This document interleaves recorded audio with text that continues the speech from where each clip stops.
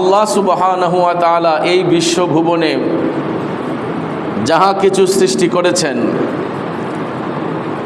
সকল সৃষ্টিকে আল্লাহ সৃষ্টি করার একটা মাত্র কারণই হলো আল্লাহর নৈকট্য হাসিল করা, মহান আল্লাহর রেজামন্দে হাসিল করা।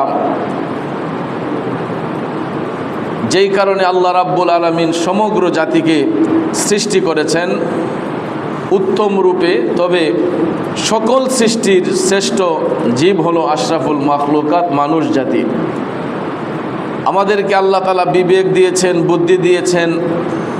আমাদেরকে আল্লাহ রাব্বুল আলামিন সত্য মিথ্যার পার্থক্য নির্ণয় করার শক্তি দান করেছেন। কিন্তু তা সত্ত্বেও আমরা অনেক সময় আল্লাহর ইবাদত থেকে গাফেল হয়ে যাই, আল্লাহর ইবাদত থেকে দূরে সরে যাই। কিন্তু কালামে পাকে বলা হয়েছে যে আসমান জমিনে যা কিছু আছে সকল সৃষ্টি মহান আল্লাহর ইবাদত করে। আমরা আল্লাহর সৃষ্টির কিছু কিছু জীব নিজ হাতে আমরা এগুলার গলা থেকে রক্ত প্রবাহমান করি। হাঁস, মুরগ, গরু, ছাগল, খাসি, দুম্বা, ভেড়া, যেইগুলা আমাদের জন্য হালাল প্রাণী, আমরা তার দেহ থেকে রক্ত প্রবাহমান করতে পারি। কিন্তু পুনরায় এই প্রাণীর মধ্যে জীবন দেওয়ার শক্তি কি আমাদের আছে?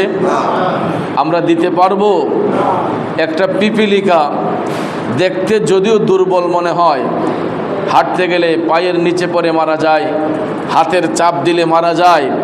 প্রাণীটা দেখতে যদিও দুর্বল হয়, আমার আপনার হাত পায়ের ছাপে এটার দেহ থেকে প্রাণ চলে যায়। কিন্তু এটা দেখতে ছোট্ট হলেও আমরা কি পুনরায় তার মধ্যে জীবন দিতে পারবো? কারণ জীবন দেওয়ার মালিক একমাত্র আল্লাহ। তো সেই মহান আল্লাহর সৃষ্টির প্রত্যেকটা বস্তুই আল্লাহ পাকের নৈকট্য হাসিল করে আল্লাহর ইবাদতে মশগুল থাকে।